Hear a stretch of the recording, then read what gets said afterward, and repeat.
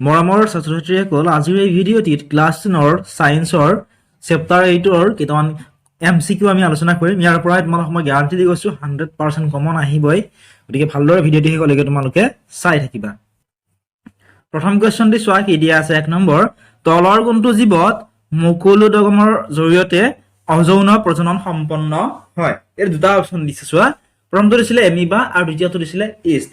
গতিকে এই দুটা অপশ্যনৰ ভিতৰত কোনটো জীৱত মুকুলোদগমৰ জৰিয়তে অযৌন প্ৰজনন সম্পন্ন সুধিছে? গতিকে শুদ্ধ উত্তৰটো মানে কমেণ্ট বক্সত ভিডিঅ'টো পোষ্ট কৰি তোমালোকে জনাবা 1 নম্বৰৰ উত্তৰ কোনটো হ'ব। ভিডিঅ'টো পোষ্ট কৰা আৰু উত্তৰটো তোমাক কমেণ্ট বক্সত লিখি জনোৱা কোনটো হ'ব শুদ্ধ উত্তৰ। শুদ্ধ উত্তৰটো হ'ব ইষ্ট। ইষ্টত কি হয়? মুকুলোদগমৰ জৰিয়তে অযৌন প্ৰজনন সম্পন্ন হয়। নেক্সট 2 নম্বৰ প্ৰশ্নটি চোৱা, যোজন কোষত থকা ক্ৰমজমৰ সংখ্যা কিমান? যোজন কোষত থকা ক্ৰমজমৰ সংখ্যা সুধিছে। অপশ্যন এ দিছিলে এটা, অপশ্যন বি দিছিলে এযোৰ মানে দুটা, অপশ্যন চি দিছিলে 2যোৰ মানে 4টা আৰু অপশ্যন ডি দিছিলে 3যোৰ মানে 6টা। গতিকে শুদ্ধ কোনটো হ'ব? যোজন কোষত থকা ক্ৰমজমৰ সংখ্যা কিমান হ'ব? শুদ্ধ উত্তৰটো হ'ব এযোৰ। যোজন কোষত থকা ক্ৰমজমৰ সংখ্যা হৈছে এযোৰ। এইটো তোমালোকে মনত ৰাখিবা।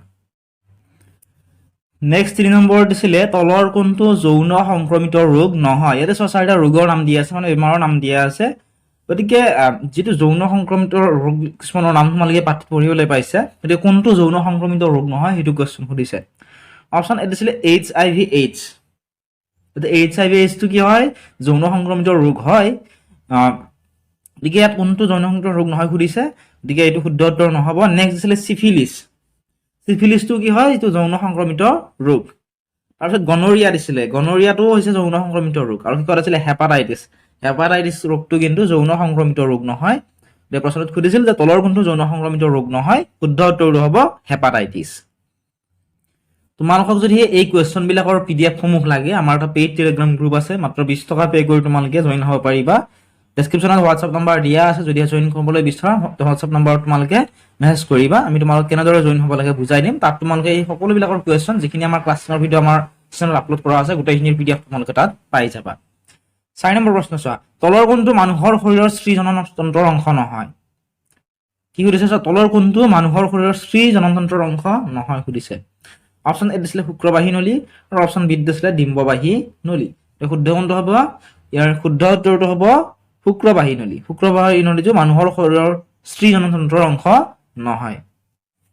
নেক্সট 5 নম্বৰত সুধিছিল টেষ্টষ্টেৰন হৰমন নিঃসৰণ কৰা কোষবিধৰ নাম কি? টেষ্টষ্টেৰন হৰমনৰ নাম তোমালোকে নিশ্চয় শুনা পাইছা। গতিকে এই হৰমনবিধ নিঃসৰণ কৰা কোষবিধৰ নাম কি সুধিছে। অপশ্যন এ দিছিলে জনন কোষ, অপশ্যন বি দিছিলে শুক্ৰ কোষ। শুদ্ধ কোনটো হ'ব? শুদ্ধ উত্তৰটো হ'ব অপশ্যন বি শুক্ৰ কোষ। টেষ্টষ্টেৰন হৰমন নিঃসৰণ কৰা কোষবিধৰ নাম হৈছে শুক্ৰ কোষ। নেক্সট কুৱেশ্যন আহিছিল হাইড্ৰাই কিদৰে প্ৰজনন কৰে? হাইড্ৰাই কেনেদৰে প্ৰজনন কৰে সুধিছে। মুকুলোদগমৰ জৰিয়তে নে পুনৰ জীৱনৰ জৰিয়তে? গতিকে শুদ্ধ উত্তৰ কোনটো হ'ব? শুদ্ধ উত্তৰটো হ'ব অপশ্যন এ। হাইড্ৰাই কি কৰে? মুকুলোদগমৰ জৰিয়তে প্ৰজনন কৰে। এইটো ইম্পৰ্টেণ্ট কুৱেশ্যন আছে, পৰাগধানীত থাকে। পৰাগধানীত কি কি থাকে এইটো মনত ৰাখিবা। অপশ্যন এ দিছিলে ডিম্বক আৰু অপশ্যন বি দিছিলে পৰাগ ৰেণু। একেবাৰে ইজি উত্তৰ হয়, পৰাগধানীত থাকে পৰাগ ৰেণু। গতিকে অপশ্যন বি হ'ব শুদ্ধ উত্তৰ। নেক্সট এইটো কুৱেশ্যন মেট্ৰিক পৰীক্ষাত হয়তো আহিব পাৰে, একেবাৰে মনত ৰাখিবা যে কোলাজৰ সৃষ্টি কৰা অনুজীৱবিধৰ নাম কি? কোলাজৰ সৃষ্টি কৰা কোনবিধ অনুজীৱে কোলাজৰ সৃষ্টি কৰে? সেই অনুজীৱবিধৰ নাম সুধিছে। অপশ্যন এ দিছিলে লেইচমেনিয়া, অপশ্যন বি দিছিলে হাইড্ৰা। ইয়াৰ শুদ্ধ উত্তৰ কোনটো হ'ব? শুদ্ধ উত্তৰটো হ'ব অপশ্যন এ লেইচমেনিয়া। লেইচমেনিয়া নামৰ অনুজীৱবিধে কি কৰে? কোলাজৰ সৃষ্টি কৰে, বা এই অনুজীৱবিধৰ কাৰণে কোলাজৰ সৃষ্টি হয়। নেক্সট সুধিছিল কৰ্পাছ লুটিয়ামৰ পৰা ক্ষৰণ হোৱা হৰমনবিধ হ'ল। কৰ্পাছ লুটিয়ামৰ পৰা ক্ষৰণ হোৱা হৰমনবিধৰ নাম সুধিছে। অপশ্যন এ দিছিলে প্ৰলাক্টিন, অপশ্যন বি দিছিলে ৰিলেক্সিন। ইয়াৰ শুদ্ধ উত্তৰটো হ'ব অপশ্যন বি ৰিলেক্সিন। কৰ্পাছ লুটিয়ামৰ পৰা ক্ষৰণ হোৱা হৰমনবিধৰ নাম হৈছে ৰিলেক্সিন হৰমন। 10 নম্বৰত দিছিলে তলৰ কোনটো জীৱন প্ৰক্ৰিয়া নহয়? তলৰ কোনটো জীৱন প্ৰক্ৰিয়া নহয় সুধিছে। অপশ্যন এ দিছিলে প্ৰজনন, অপশ্যন বি দিছিলে ৰেচন। গতিকে নিশ্চয় ইয়াৰ উত্তৰটো জানা। অপশ্যন বি হ'ব শুদ্ধ, অপশ্যন এ হ'ব শুদ্ধ উত্তৰ প্ৰজনন। প্ৰজননটো জীৱন প্ৰক্ৰিয়া নহয়। নেক্সট কুৱেশ্যনটো চোৱা, তলত দিয়া কোনটোৱে শুক্ৰাণু আৰু ডিম্বাণুৰ মিলনক বুজায়? অপশ্যন এ দিছিলে বিভাজন আৰু অপশ্যন বি দিছিলে নিষেচন। নিশ্চয় জানা শুদ্ধ উত্তৰ কোনটো হ'ব? শুদ্ধ উত্তৰটো হ'ব অপশ্যন বি নিষেচন। নিষেচনে কি কৰে নিষেচনে নিক্ষৰণ আৰু ডিম্বনৰ মিলনক বুজায় গতিকে অপচন বি হ'ব শুদ্ধ উত্তৰ নেক্সট কোৱেশ্চন দুগ্ধ নিঃসৰণত সহায় কৰা হৰমনবিধ হ'ল দুগ্ধ নিঃসৰণত কোনবিধ হৰমনে সহায় কৰে অপচন এ দিছিলে প্ৰলাক্টিন অপচন বি দিছিলে ৰিলেক্সিন ইয়াৰ শুদ্ধ উত্তৰটো হ'ব অপচন এ প্ৰলাক্টিন হ'ব শুদ্ধ উত্তৰ প্ৰলাক্টিন নামৰ হৰমনবিধে দুগ্ধ নিঃসৰণত সহায় কৰে নেক্সট 13 নম্বৰ কোৱেশ্চন তলৰ কোনটো কোষৰ অংশত পৰৱৰ্তী প্ৰজন্মলৈ পিতৃ-মাতৃৰ চাৰিত্ৰিক বৈশিষ্ট্যৰ উত্তৰাধিকাৰৰ তথ্য থাকে অপচন এ দিছিলে ক্ৰমজম আৰু অপচন বি দিছিলে অতিকেন্দ্ৰ ইয়াৰ শুদ্ধ উত্তৰটো হ'ব ক্ৰমজম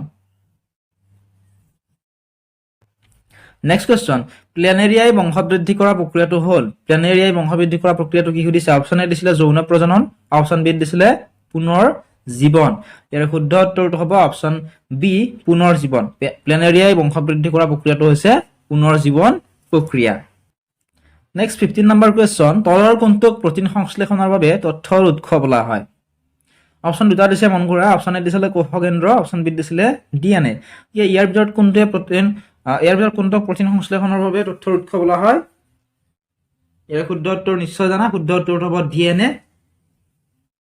প্ৰটিন সংশ্লেষণৰ বাবে তথ্যৰ উৎস বোলা হয় নেক্সট কোৱেশ্চন দিছিলে 16 নম্বৰ মানুহৰ কোনটো তন্ত্ৰৰ লগত প্ৰটেষ্ট গ্ৰন্থি সংযুক্ত হৈ থাকে অপচন এ দিছিলে পুংজনন তন্ত্ৰ অপচন বি দিছিলে স্ত্ৰীজনন তন্ত্ৰ ইয়াৰ শুদ্ধ উত্তৰ হ'ব পুংজনন তন্ত্ৰৰ লগত প্ৰটেষ্ট গ্ৰন্থি কি হৈ থাকে সংযুক্ত হৈ থাকে নেক্সট কোৱেশ্চন 17 নম্বৰ তলৰ কোনটো প্ৰক্ৰিয়াৰে এমিবাই প্ৰজনন কৰে অপচন এ দিছিলে ভাজন অপচন বি দিছিলে বিভংগন ইয়াৰ ভিতৰত কোনটো প্ৰক্ৰিয়াৰে এমিবাই প্ৰজনন কৰে শুদ্ধ উত্তৰটো হ'ব ভাজন প্ৰক্ৰিয়াৰে কি কৰে এমিবাই প্ৰজনন কৰে নেক্সট 18 নম্বৰ কোৱেশ্চন উদ্ভিদৰ পুংজনন কোষটো হৈছে উদ্ভিদৰ মন কৰা কি দিছে উদ্ভিদৰ পুংজনন কোষটো কি হৈছে অপচন এ দিছিলে স্ত্ৰী কেশৰ অপচন বি দিছিলে পুং কেশৰ একেবাৰে ইজি হয় অপচন বি দুটা চালেই গম পায় শুদ্ধ উত্তৰ কোনটো হ'ব শুদ্ধ উত্তৰ পুং কেশৰ হ'ব অপচন বি উদ্ভিদৰ পুংজনন কোষটো হৈছে পুং কেশৰ এইটো ইম্পৰ্টেন্ট কোৱেশ্চন হয় মনত ৰাখিবা নেক্সট কোৱেশ্চন তলৰ কোনটো প্ৰক্ৰিয়াৰে প্লাজমোডিয়ামে প্ৰজনন কৰে প্লাজমোডিয়ামে কোনটো প্ৰক্ৰিয়াৰে প্ৰজনন কৰে সুধিছে অপচন এ দিছিলে দ্বিভাজন অপচন বি দিছিলে বহুভাজন ইয়াৰ শুদ্ধ উত্তৰ হ'ব অপচন বি বহুভাজন প্ৰক্ৰিয়াৰে কি কৰে প্লাজমোডিয়ামে প্ৰজনন কৰে নেক্সট 20 নম্বৰ কোৱেশ্চন মাতৃদেহত ভ্ৰূণ কোষে ডেছৰ যোগেদি পুষ্টি লাভ কৰে মাতৃদেহত ভ্ৰূণ কোষে কিহৰ যোগেদি পুষ্টি লাভ কৰে সুধিছে অপচন এ দিছিলে গৰ্ভাশয় অপচন বি দিছিলে অমৰা অপচন সি দিছিলে প্লেচেন্টা অপচন ডি দিছিলে অমৰা আৰু প্লেচেন্টা ইয়াৰ শুদ্ধ উত্তৰটো হ'ব অমৰা আৰু প্লেচেন্টা মাতৃদেহত ভ্ৰূণ কোষে অমৰা আৰু প্লেচেন্টাৰ যোগেদি পুষ্টি লাভ কৰে নেক্সট কোৱেশ্চনটি মন কৰা 21 নম্বৰটি তলৰ কোনটো প্ৰক্ৰিয়াৰে প্লেনেৰিয়াই প্ৰজনন কৰে